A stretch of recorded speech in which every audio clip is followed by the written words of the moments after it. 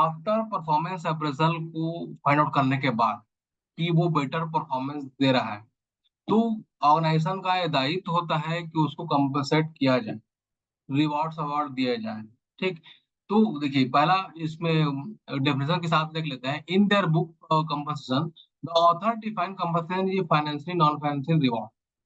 मतलब मे भी हो सकता है, मे भी हो सकता है कि जैसे जो कंपनसेशन देते हैं वो फाइनेंशियली भी हो और नॉन फाइनेंशियली भी हो, दोनों तरीके से हो सकता है। जैसे फाइनेंशियली मॉनेटरी टर्म्स में आता है। मॉनेटरी टर्म मतलब पैसा का हाइक करना, सैलरी को थोड़ा सा बढ़ा देना, ठीक है, इंसेंटिव दे देना, ठीक है, ये सब बेनिफिट्स दे देना, ये मॉनेटरी टर्म्स में हो गया। कुछ ऐसे नॉन फाइनेंशियली रिवॉर्ड्स दिए जाता है, जैसे कि रिटायरमेंट बेनिफिट आज के डेट में नहीं मिलेगा, वो फ्यूचर में मिलेगा, ठीक है। हेल्थ हेल्थ का फैसिलिटी दे देना, एजुकेशन फैसिलिटी दे देना। वो पैसा नहीं दे रहा है लेकिन फैसिलिटीज दे रहा है, ठीक है। हेल्थ का फैसिलिटी दे देना, इंश्योरेंस का फैसिलिटीज दे देना, ठीक। ये सारा फैसिलिटीज उनको जो हाई परफॉर्मेंस दे रहा है उनको दे देना, तो ये कर सकते हैं, ठीक है। इंसेंटिव ज्यादा बांट देना, ठीक है, जो अच्छा परफॉर्मेंस कर रहा है उसको अच्छा दे देना, ठीक है, ये हो सकता है। तो ये क्या है, कंपनसेशन का तरीका है। दो डिफाइन किया है कि फाइनेंशियली नॉन फाइनेंशियली रिवॉर्ड है that employ receive exchange of their work. उसके काम जो परफॉर्मेंस दिया गया है, परफॉर्मेंस हुआ है, उसका जो वर्क है, उसके बिहाफ में, उसके एक्सचेंज में उसको फाइनेंशियली या नॉन फाइनेंशियली यानी मॉनेटरी बेसिस में या नॉन मॉनेटरी बेसिस में उसको दिया जाता है। मॉनेटरी बेसिस में केवल पैसा हो गया, सैलरी हो गया, इंसेंटिव हो गया, बोनस हो गया, इंक्रीमेंट्स हो गया, ये हो गया। नॉन मॉनेटरी टर्म्स में हो गया, इंश्योरेंस हो गया, हेल्थ हो गया उसकी, ठीक है, हेल्थ पॉलिसीज वगैरह देना या फिर इंश्योरेंस देना, रिटायरमेंट बेनिफिट देना, ठीक है, और एजुकेशन फैसिलिटी देना, ठीक है, और बहुत सारे फैसिलिटीज होते हैं ऑर्गेनाइजेशन के अंदर। ये सब नॉन मॉनेटरी टर्म्स में आ गया। ये दो टाइप के कॉम्पेंसेशन दिया जाता है अकॉर्डिंग टू देयर वर्क, ठीक है। नेक्स्ट क्या है, ये देखिए आर्मस्ट्रांग मुरलिस के हिसाब से क्या है, रिवॉर्ड को बताया है, रिवॉर्ड मैनेजमेंट, कंपल्सन मैनेजमेंट और रिवॉर्ड मैनेजमेंट। लेकिन कि वो कंपल्सन मैनेजमेंट क्या है, रिवॉर्ड देना, अवार्ड देना है ना उसको, एम्प्लॉइज को उसके वर्क के हिसाब से। तो उसके हिसाब से बताया कि the author describe compensation as all the structure financial non financial reward. ये भी वही चीज बता रहा है, फाइनेंशियली होगा या फिर नॉन फाइनेंशियली, डायरेक्ट या फिर indirect, intensive extensive elements that employ receive for their employer. अपने एम्प्लॉयर से, अपने हेड से एम्प्लॉइज को क्या मिलता है, फाइनेंशियली नॉन फाइनेंशियल रिवॉर्ड मिलता है, हो सकता है, ठीक है। ये भी वही वही बता रहे हैं।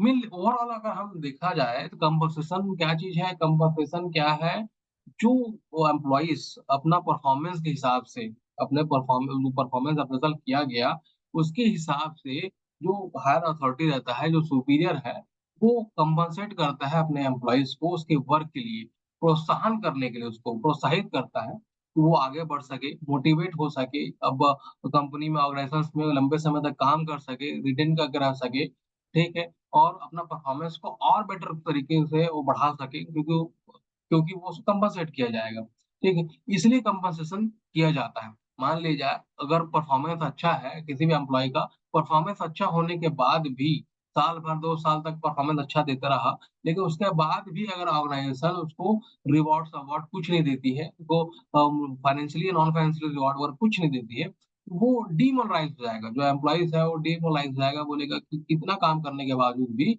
यहाँ ना प्रमोशन मिलता है, ना सैलरी हाइक हो रहा है, ना इंसेंटिव मिलता है, ना बोनस मिलता है, कुछ नहीं मिलता है। तो उसका परफॉर्मेंस क्या होगा, वीक हो जाएगा, ठीक है, वो काम सही तरीके से, सही मन से नहीं करेगा। तो कंपनसेशन देना बहुत जरूरी है ऑर्गेनाइजेशन को, अकॉर्डिंग टू देयर वर्क, उसके परफॉर्मेंस के हिसाब से, और उनको।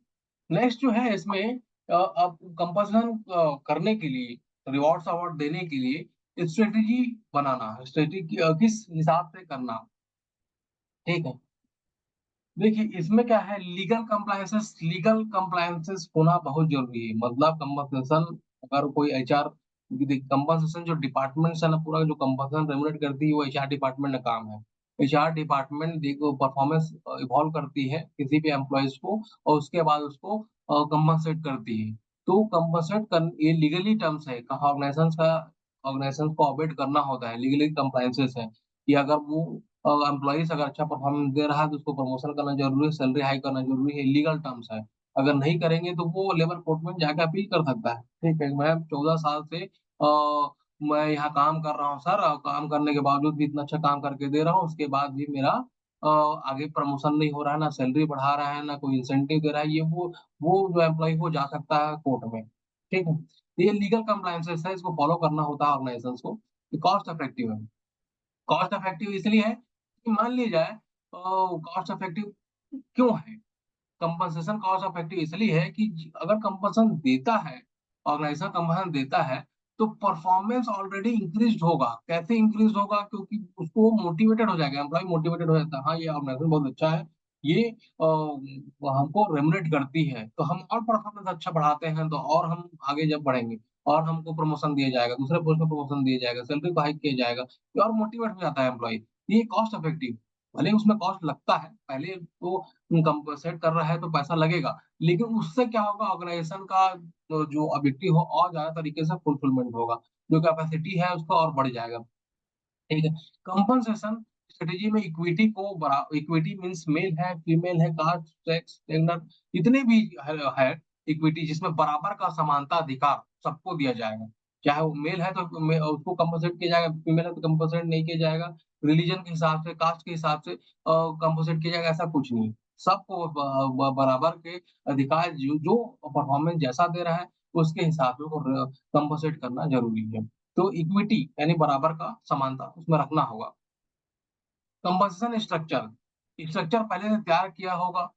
ठीक है, कि अगर वो परफॉर्मेंस देता है इतना, तो उसको इतना दिया जाएगा पैसा। ठीक है, मान लिया जाए अगर वो एचआर एग्जीक्यूटिव है, काम कर रहा है, तो परफॉर्मेंस वाले रूल्स एंड रिस्पॉन्सिबिलिटी निर्धारित है, और वो काम करके अच्छे से दे रहा है, सामने वाले को समझ में आया, जो मैनेजर है उसको समझ में आ गया, ये स्ट्रक्चर पहले डिफाइंड है। ठीक है, तो पहले से वो डिफाइन करके रखेगा, अगर वो इस बार 6 महीने के दरमियान में अगर उसका परफॉर्मेंस अच्छा रहा, तो उसका सैलरी 2%, 20%, 50%, जो भी वो क्राइटेरिया जो सेट किया रहेगा, स्ट्रक्चर जो सेट किया रहेगा, उसके हिसाब से वो बढ़ाएगा। तो ये पहले से कंपनसेशन स्ट्रक्चर पहले से डिसाइड रहेगा, जो हेड रहेंगे, जो कंपनसेट करेंगे, वो पहले से स्ट्रक्चर को डिफाइन किए रहेंगे। तो इसमें नेक्स्ट क्या है, परफॉर्मेंस ओरिएंटेशन। इसमें कंटिन्यूअस वे में उस एम्प्लॉयज का परफॉर्मेंस ओरिएंटेशन कर रहा है, परफॉर्मेंस ओरिएंटेशन हो रहा है तभी तो उसको कंपनसेट किया जा रहा है ना। तो उसका परफॉर्मेंस ओरिएंटेशन मतलब उसको देखना, कंटिन्यूअस वे में देखना, और परफॉर्मेंस को इवॉल्व करके उसको इंक्रीज करना, हाई करना।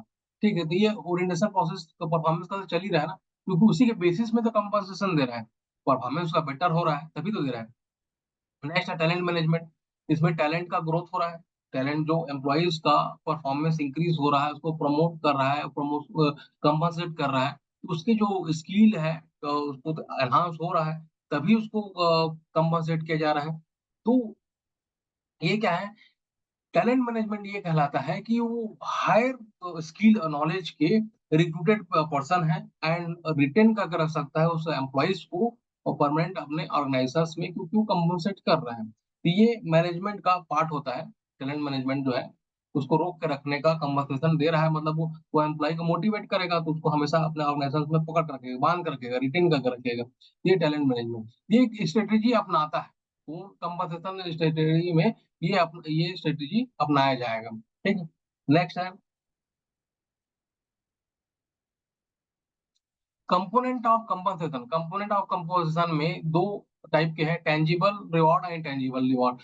टेंजिबल रिवॉर्ड जिसको हम डायरेक्ट कर सकते हैं, ये दो प्रकार के हैं, डायरेक्ट कंपनसेशन, इनडायरेक्ट कंपनसेशन। और टेंजिबल इंटेंजिबल में अंतर ये होता है, tangible we can be see, touch, touch कर सकते हैं, फील कर सकते हैं। ठीक है, यानी कि जिसको हम ये नहीं कर सकते, टच नहीं कर सकते, उसको इंटेंजिबल कहेंगे। तो ऐसा रिवॉर्ड जो दिया जा रहा है एम्प्लॉइज को, जिसको हम देख रहे हैं, जैसे सैलरी, सैलरी हम दे रहे हैं, हाइक हो रहा है, सैलरी हाइक हो रहा है, कंपोजिट कर रहे हैं, बोनस दे रहे हैं, इंसेंटिव दे रहे हैं।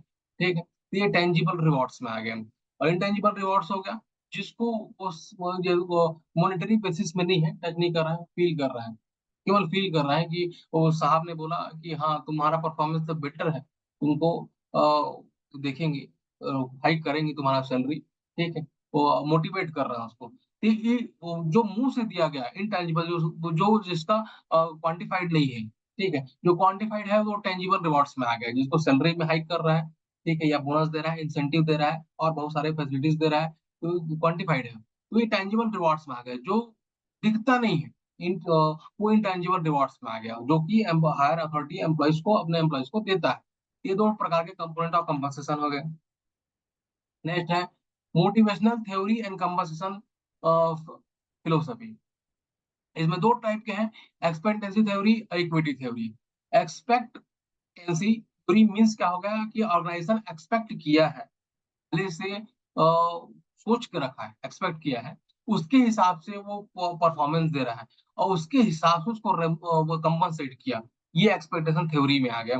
इक्विटी थ्योरी में क्या है, बराबर, यानी कि कोई भी मेल हो फीमेल हो, ठीक है, और कोई भी रिलीजन्स का होगा, कोई भी कास्ट का होगा, ये उसमें कोई मायने नहीं रखता, सबको बराबर का अधिकार है। उसके हिसाब से जो परफॉर्मेंस बेटर करेगा, बेस्ट करेगा, तो वो उसके हिसाब से वो कंपनसेट करेगा। तो दो प्रकार का थ्योरी है, जो एक्सपेक्ट करके हिसाब से, पहले से एक्सपेक्ट किया हुआ है उसके हिसाब से परफॉर्मेंस दे रहा है तो कंपनसेट कर रहा है, और बराबर परफॉर्मेंस कर रहा है तो उसके हिसाब से वो इस थ्योरी के हिसाब से कंपनसेट किया जाएगा। नेक्स्ट है कॉम्पिटेंसी बेस्ड पे।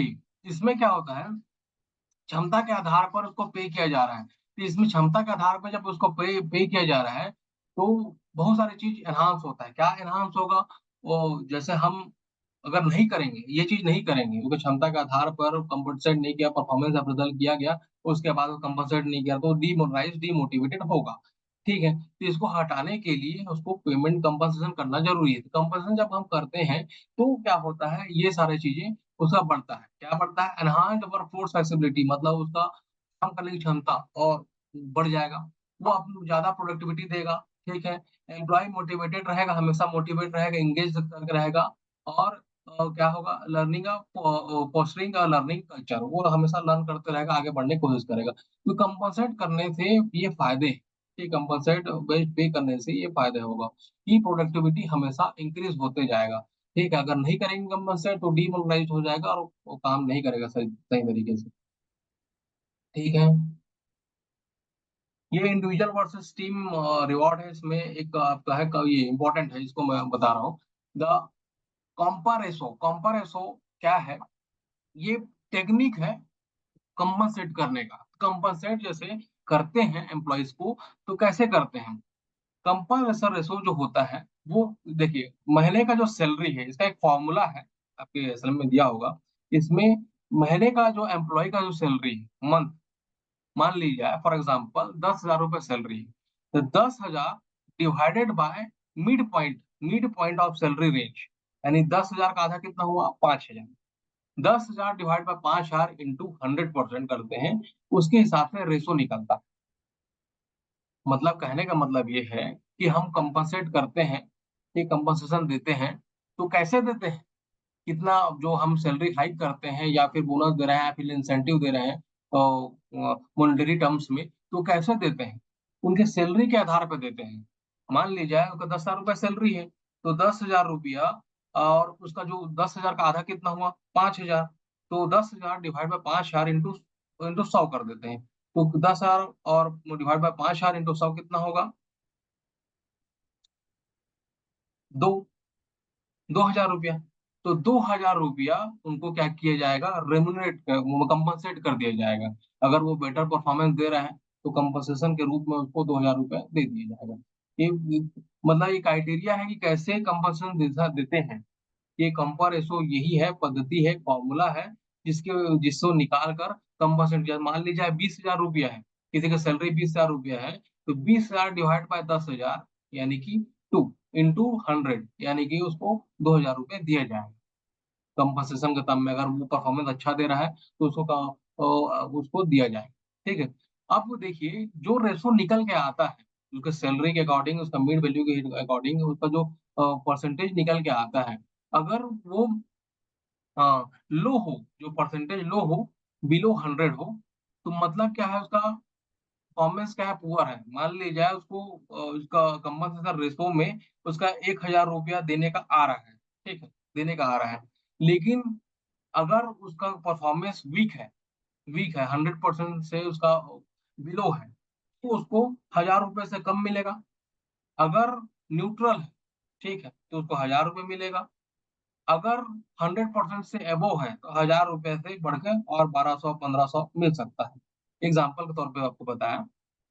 कंपल्सरी रिसोर्ट निकालने का तरीका ये है, एम्प्लॉयी की जो सैलरी है मंथली बेसिस डिवाइडेड बाय जो mid point of salary. 10,000 salary है, तो 10 का आधा 5,000, 10,000 डिवाइड बाय 5,000 इंटू 100 कर दिए, वो कंपल्सरी रेशो बन जाता है। कंपल्सरी जो रेशो बनता है, तो ये लो और न्यूट्रल और हाई, उसके परफॉर्मेंस पे डिपेंड करता है। अगर एक फिक्स हो गया, उसके सैलरी के हिसाब 10,000 सैलरी है, तो अगर ₹1,000 उसको कंपल्सरी देना है, तो ₹1,000 हम देंगे, तो उसका परफॉर्मेंस चेक अगर वो 100% दिया है, तो 1,000 पे 1,000 बिलो है, तो 1,000 से कम देंगे। अगर न्यूट्रल है, तो ₹1,000 ही देंगे और उससे 100% से अबोव है, तो 1,000 से ऊपर देंगे। ये कंपल्सरी रेशो है। Thank you. फिर